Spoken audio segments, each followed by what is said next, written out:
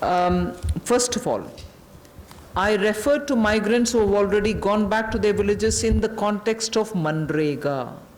I have also referred to the ration card, which will be one nation, one ration card business, on which we said 83% coverage is already done, the rest have to be done. But however, before March 2020, 2021, we'll complete that.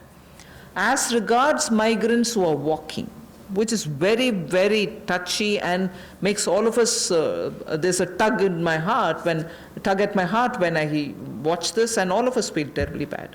We are making every state government provide freshly cooked food for them. Even as they're walking, maybe if they're going to any shelter places where food is being provided, state governments are conscious and they have to be providing it. So for the migrants, I think even as they're walking, giving dry ration may not help. So it is up to the state governments. The state governments, from where they are moving to where they are moving, it's for those state governments to make the provision. Now that I have announced that non-ration card holders can also be given, that's not something I'm doing now. I'm giving it for free now.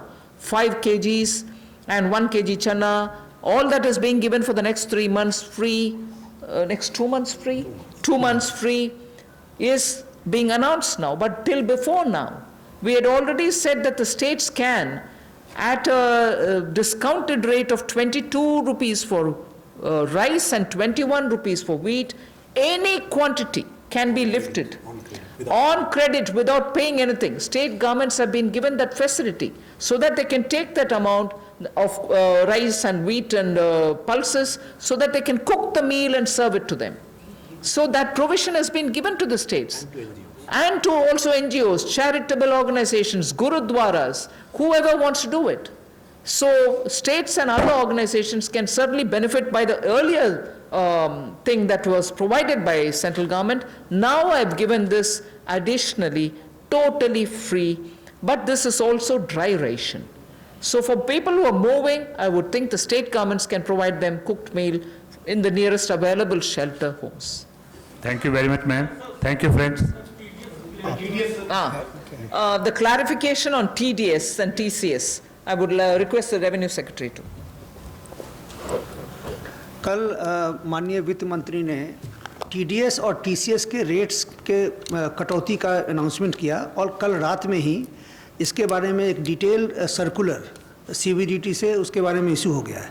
मैं ये समझाना चाहूँगा कि ये TDS और TDS आपको मालूम है कि पूरे साल के अंत में एक बार रिटर्न फाइल करना पड़ता है और उसमें उन्हें टैक्स देना पड़ता है, इसलिए कि हमें लोगों को अचानक साल के अंत में काफ़ी ज़्यादा टैक्स ना देना पड़े, इसलिए TDS और TCS की व्यवस्था है जिससे कि करीब करीब जब भी ट्रांजैक्शन हो, किसी को कभी कोई पेमेंट हो या कभी बैंक से इंटरेस्ट मिला हो या रेंट मिला हो, उसी समय में अगर उसका एक सर्टेन पोर्शन उसके परसेंटेज हमारे कानून में दिया गया है कि किसी का 10% है, किसी का 1% है, किसी का आधा % है, इतना TDS काट करके सरकार को जमा हो जाता है, जिससे कि जब बाद में जब रिटर्न फाइल करने की जब ज़रूरत होती है उस समय में उतना पूरा टैक्स ना भरना पड़े और इंटरेस्ट ना देना पड़े।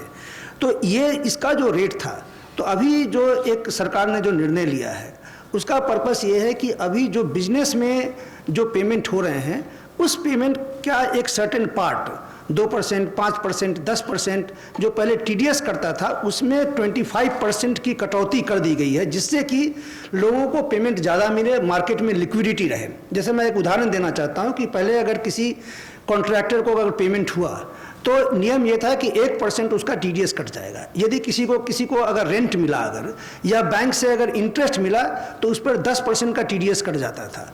तो अभी उसमें 25% की कटौती की गई है, जिससे कि उतना ज़्यादा पैसा लोगों के पास रहे, बिजनेस के पास रहे और वो बिजनेस कर पाएँ।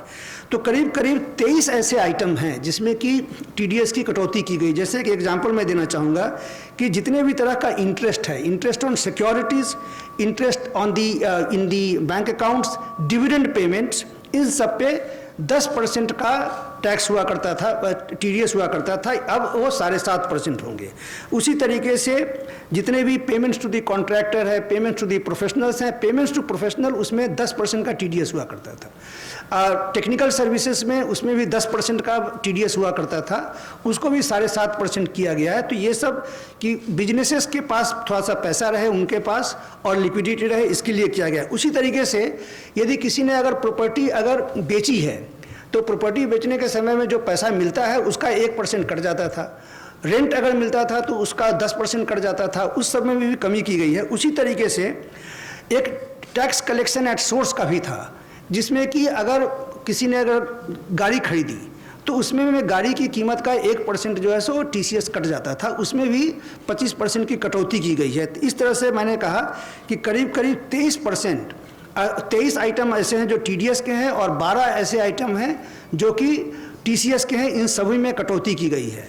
लेकिन कुछ, जैसे कल एक सवाल पूछा गया कि सैलरीज के बारे में ये टीडीएस के रेट में कटौती क्यों नहीं की गई, इसका मैं बताना चाहता हूँ कि जब भी जो सैलरी दी जाती है, सैलरी देने के बाद जो अगर जो बहुत सारे जो डिडक्शंस हैं, जैसे किसी का 80C का डिडक्शंस हो या प्रोविडेंट फंड का डिडक्शन हो, ये सब का डिडक्शन को ध्यान में रखने के बाद जितना भी जो सैलरी पेमेंट करते हैं उस पर ही टीडीएस कटता है। और ये इसलिए किया गया है क्योंकि लोगों को अंत में, साल के अंत में, मतलब कि उनको ज़्यादा टैक्स उस समय में देना ना पड़े और इंटरेस्ट ना करे।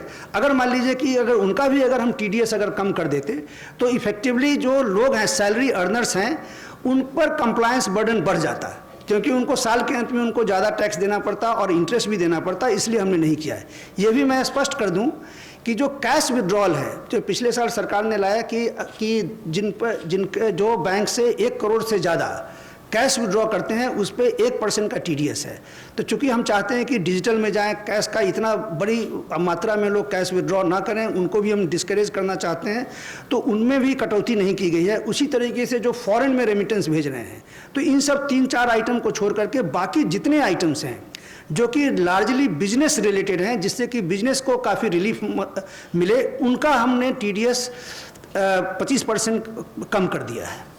Thank you. Thank you very much, friends. Thank you.